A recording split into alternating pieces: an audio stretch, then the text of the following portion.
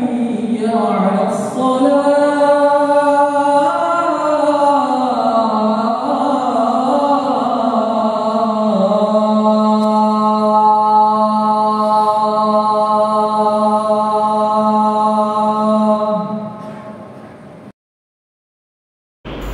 Alhamdulillahilladzi an'ama alaina bi ni'matil imani wal islam wa asbagha alaina ni'amahu zahiratan wa batinatan fi mamarril layali wal ayyam. Ahmaduhu subhanahu wa ta'ala alladzi arsala alaina rasulan yahdina ila subulil najati wassalam.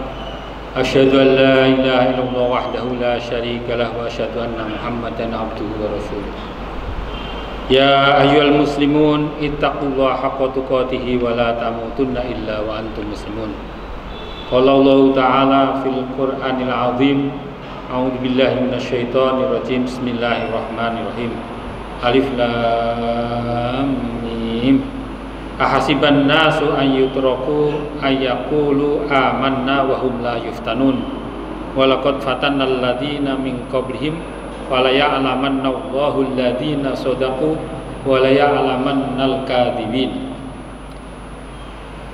Para hadirin rahimakumullah, pada kesempatan siang hari ini, sholat Jumat ini, marilah kita bersyukur atas nikmat yang telah diberikan kepada kita, kepada keluarga kita, kepada bangsa kita yang dalam keadaan tentram, baik dalam batas-batas tertentu. Para hadirin rahimakumullah,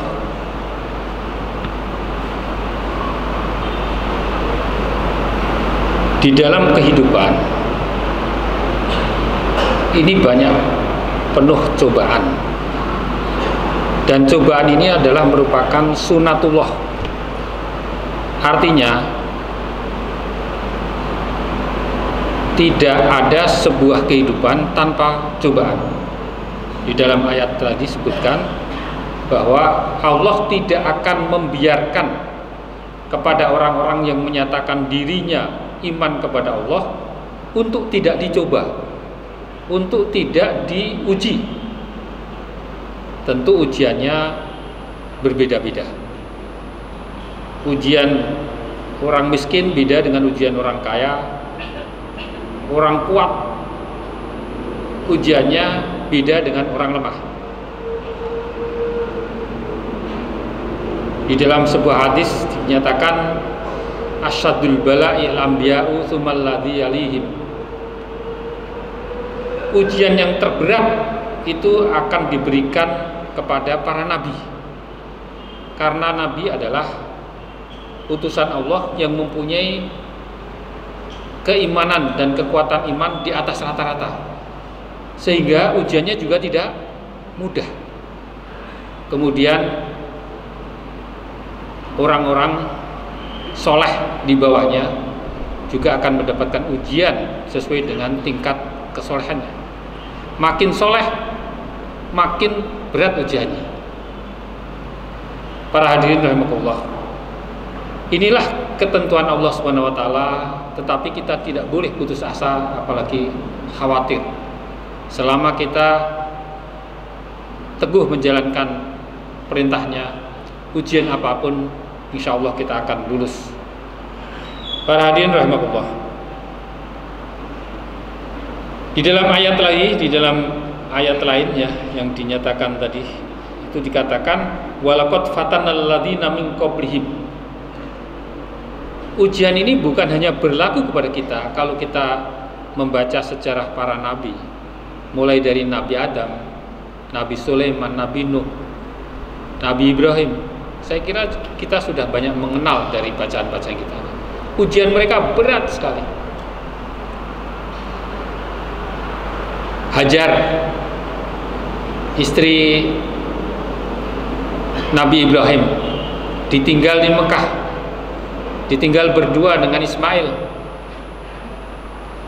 Tidak seperti sekarang tentu ya, tidak ada masyarakat, tidak ada bangunan Masjidil Haram yang megah, tidak ada AC.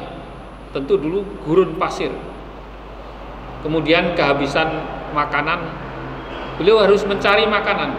Larilah beliau dari Sofa menuju Marwah 7 kali 500, sekitar 3,5 km dalam keadaan terik dan meninggalkan anak. Ini salah satu ujian yang sampai kepada kita yang sekarang dilestarikan dalam proses perjalanan haji maupun umrah. Itu ujian. Kalau sekarang mungkin kita ketika melakukan umrah kemudian sa'i tidak merasakan ujian itu karena senang sambil minum, ya. Dulu tidak minum tentu karena Hajar sedang mencari air minum. Kalau sekarang bawa minuman, sedikit-sedikit juga ada minum air zam-zam, kemudian banyak temennya, AC dan sebagainya. Tapi itulah hakikatnya ujian. Para hadirin rahimahullah,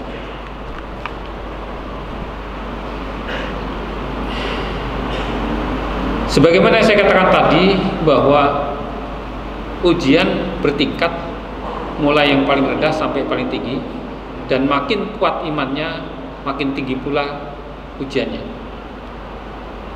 Qala Rasulullah SAW, riwayat Tirmidzi, hadisun sahihun, asyadul bala'i al-anbiya'u tsummas sholihun tsummal amsal fil amsal yubtalar rajulu ala hasabi dinihi fa in kana fi dini sholabatun zidalahu fil bala. Orang akan diuji terkait dengan kekuatan imannya, kekokohan agamanya. Makin kokoh makin tinggi ujiannya. Inilah sunatullah. Insya Allah ketika lulus di dalam kondisi kekokohan itu tentu membuahkan hasil yang luar biasa di hadapan Allah Subhanahu wa taala. Dalam hal ini juga tadi ujiannya Hajar, juga ujian Nabi Ibrahim ketika beliau nikah pertama tidak punya anak, kemudian nikah lagi punya anak masih satu-satunya waktu itu, kemudian diperintahkan untuk disembelih. Itu kan anak satu-satunya, ketika disembelih ya tentu sembelih itu bukan merupakan suatu kewajaran di masa sekarang ya menyembelih anak, tetapi itu adalah bukan permintaan hakiki dari Allah, karena akhirnya juga tidak melakukan penyembelihan. Itu cuma memperlihatkan kepada masyarakat umum di dalam kehidupan masa lalu, itu salah satu pendekatan manusia, bukan Islam, kepada roh-roh yang mereka hormati, kepada Tuhan-Tuhan mereka hormati dengan menyembelih manusia di zaman batu ya. Nah itu juga dalam konteks itu Allah memerintahkan Nabi Ibrahim untuk menyembelih Ismail. Pada akhirnya memang tidak disembelih, tetapi itu adalah memutus masa depan beliau. Ya kayak kita sekarang, kita sedang naik-naik pangkatnya, kemudian tiba-tiba kita harus diminta mengundurkan diri karena dengan kenaikan pangkat tersebut kita katakanlah ya akan terlibat dalam sebuah corruption umpamanya. Nah kita harus mengundurkan diri. Sini seakan-akan masa depan kita habis, tetapi itulah ujian dan dilakukan oleh Ibrahim alaihissalam. Para hadirin rahimahullah. Dan kemudian yang kedua, kepatuhan Ismail terhadap perintah tersebut, sehingga beliau mengatakan, ya abati fa'al ma tu'mar satajiduni insyaallah minas shabirin. Kesabaranlah kunci di dalam kehidupan ini. Oleh karena itu di dalam kehidupan modern kita kenal kecerdasan intelektual, kecerdasan emosional, dan kecerdasan spiritual. Bahkan di dalam penelitian-penelitian yang dilakukan oleh peneliti sosial, keberhasilan orang itu kebanyakan bukan hanya didukung oleh kesabaran ataupun kecerdasan intelektual saja, tapi justru kecerdasan emosional itu sangat mendukung, dan ini lebih banyak berpengaruh. Nah ini di dalam Al-Quran itu disampaikan dalam bentuk as-sabirin. Sehingga di sini ketika ujian datang adalah kesabaran yang harus kita pegang. Kesabaran itu bukan berarti kita tidak berusaha. Berusaha terus maksimal sebagaimana dilakukan oleh Hajar tadi, mencari air, lari-lari ya. Lari. Memang kalau di dalam sunat yang kita lakukan ketika umroh itu istilahnya lari mincik, lari kecil. Nah nanti di antara 100 meter ketika menjelang Sofa ataupun setelah Sofa itu ada lari agak agak cepat di antara dua lampu hijau bagi orang yang pernah haji maupun umroh ya. Memang di dalam sunat yang kita lakukan sekarang ini itu yang diperintahkan tuh lari cepat tuh laki-laki. Padahal pada waktu itu yang menjalankan perempuan ya. Nah tapi itulah sebetulnya juga laki dan perempuan ya. Mungkin kondisi sekarang itu adalah di dalam mengamati dan mempraktekkan apa yang dilakukan oleh Hajar ya. Para hadirin rahimahullah, itulah bisa kita petik sekali lagi bahwa dimanapun berada, siapapun akan mendapatkan ujian.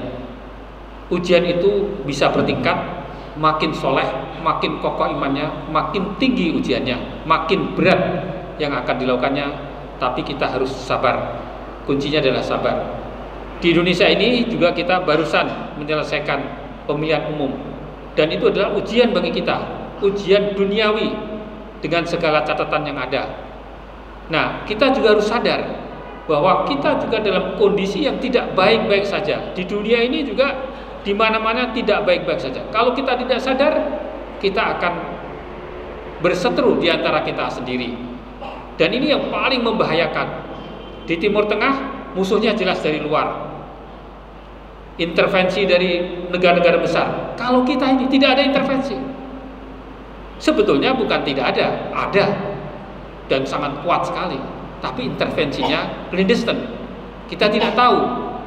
Media kita kan media terbuka, tidak seperti di Cina. Cina tidak menggunakan Google, tidak menggunakan WhatsApp. Mereka menciptakan sendiri. Untuk apa? Untuk mengklaster dan menutup intervensi-intervensi di luar. Itu pun juga masih banyak intervensi di luar. Nah, kita ini terbuka sekali. Sehingga kita harus hati-hati. Jangan sampai kita masuk kepada perangkap. Ya, kalau sudah masuk perangkap, kita sulit untuk mengatasinya. Tidak cukup dengan kesabaran saja. Barakallahu li wa lakum fil Qur'anil azim wa nafa'ani wa iyyakum bi tilawatihi innahu wal dzikrul hakim fastaghfiruhu innahu huwal ghafurur rahim. Alhamdulillah, alhamdulillahilladzi yatafaddalu ala ibadihi bijazilin ni'am wa asyhadu an la ilaha illallah wahdahu la syarikalah wa asyhadu anna sayyidina Muhammadan abduhu wa rasuluhu khairul anam. Allahumma sholli wa sallim ala abdika wa rasulika Muhammadin wa sahbihi ajmain. Ya ayyuhal muslimun ittaqullaha haqqa tuqatih wa la tamutunna illa wa antum muslimun. Para hadirin rahimahullah, marilah kita perkuat iman kita, perkuat kondisi amaliyah kita, sehingga kita menjadi orang yang kokoh. Meskipun orang yang kokoh tadi, jangan khawatir, mesti akan ada ujian, tapi kita harus bersabar sehingga ujian tersebut bisa kita lewati.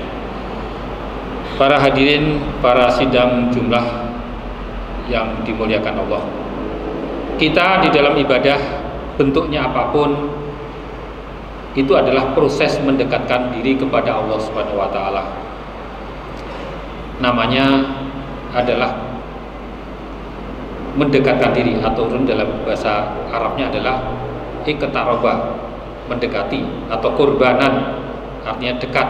Sehingga kalau di dalam bahasa Indonesia, di dalam melakukan penyembelihan kambing di musim di Idul Adha itu disebut dengan kurban. Kurban itu adalah dari bentuk bahasa Arab, dari kata Arab artinya dekat. Ya, jadi kita berkurban ataupun menyembelih kambing, sapi, unta itu adalah untuk mendekatkan diri kepada Allah Subhanahu wa taala. Kita beribadah sekarang ini juga untuk mendekatkan diri kepada Allah Subhanahu wa taala. Tujuannya apa? Untuk mendapatkan ridho Allah. Ya. Itu yang terjauh. Karena kalau sudah diridhoi oleh Allah, apapun yang kita lakukan itu adalah sejalan dengan kehendak Allah Subhanahu wa taala. Ya tentu dalam arti dekat kita mendekatkan kepada Allah ya, agar kita setiap permintaan yang kita sampaikan kepada Allah diijabahi. Naik pangkat, naik gaji, dapat tunjangan, dapat THR ya, segera turun, ini semuanya adalah doa-doa jangka dekat. Tapi doa-doa jangka panjang adalah mendapatkan ridho Allah. Para hadirin rahimahullah, ridho Allah itu bukan hanya masuk surga. Karena masuk surga itu adalah permintaan jangka dekat juga. Cuma jaraknya jauh. Kenapa disebut dengan permintaan jangka depan? Karena kita yang minta di surga itu adalah rata-rata permintaannya materi. Materi itu apa? Susu, madu, buah-buahan yang sangat luar biasa enaknya, istri 60 ya, apa nggak kurang itu ya. Nah, semuanya itu adalah permintaan-permintaan jangka dekat. Kenapa? Itu adalah materi. Materi itu terbatas. Karena terbatas sifat, tempat, dan waktu. Mesti akan dibatasi waktu, tempat. Umpamanya kita minum susu, enak, 1 gelas, bagus. 2 gelas, enak. 1 ton atau 1000 liter, apa bisa? Nggak bisa ya. Oh bisa nanti. Ya tentu kita proses dengan yang sangat sulit karena juga tubuh kita terbatas, gitu kan? Itu materi, karena materi terbatas ya. Nah, tetapi kalau ridho Allah tidak terbatas, apakah ada permintaan yang tidak terbatas di akhirat? Ada. Di dalam ayat dikatakan wujuhu yauma idzin nadhirah ila rabbiha nadhirah. Nanti di surga wajah-wajah kita itu berseri-seri, gembira, senang. Mengapa? Melihat Allah Subhanahu wa taala. Nah, artinya di sini tidak harus melihat secara fisik, tetapi kita bisa berwajah kepada Allah, dan itulah nikmat yang luar biasa. Itu adalah nikmat non jasmani, nikmat rohani yang tidak terbatas. Sehingga di dalam ayat lain banyak juga dikatakan yadkhulunal jannah, masuk surga, tapi bukan nikah, bukan makan makanan yang lezat, tapi dikatakan la khaufun alaihim wa lahum yahzanun. Tidak takut terhadap masa depan dan tidak menyesal masa lalu. Itulah kunci kebahagiaan. Itu pun bisa kita tarik di dalam kehidupan ini jika kita bisa mengelola 2 hal ini. Kita kehilangan uang 100.000, wah nggak apa-apa, insya Allah kita bisa cari lagi. Itu juga saya juga rezeki dari Allah. Kita nggak susah. Kita dapat rezeki banyak, ya alhamdulillah, tidak berlebihan gembiranya sehingga mengacaukan penggunaannya. Kalau kita bisa mengelola la khaufun alaihim wa lahum yahzanun, sebetulnya kita sudah masuk surga. Nah, kalau kita kehilangan kunci kemudian kita bersedih seminggu, 2 minggu, 3 minggu, ya tentu kita akan menjadi sedih ya. Tidak bahagia tadi. Nah, itulah para hadirin rahimakumullah. Inna Allah malaikatahu yusholluna 'alan nabi ya ayyuhalladzina amanu shallu 'alaihi wa sallimu taslima.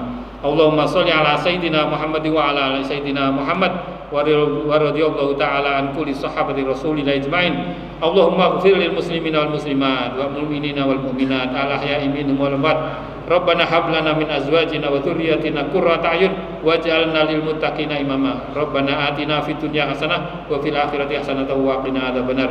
Subhana rabbika rabbil izzati amma yasifun wa salamun alal mursalin walhamdulillahi rabbil alamin. Ibadallah, innallaha ya'murukum bil 'adli wal ihsani wa ita'i dzil qurba wa yanha 'anil fahsya'i wal munkari wal baghi ya'idukum la'allakum tadhakkarun. Fashkuru 'ala ni'amihi wa la dzikrullahi akbar.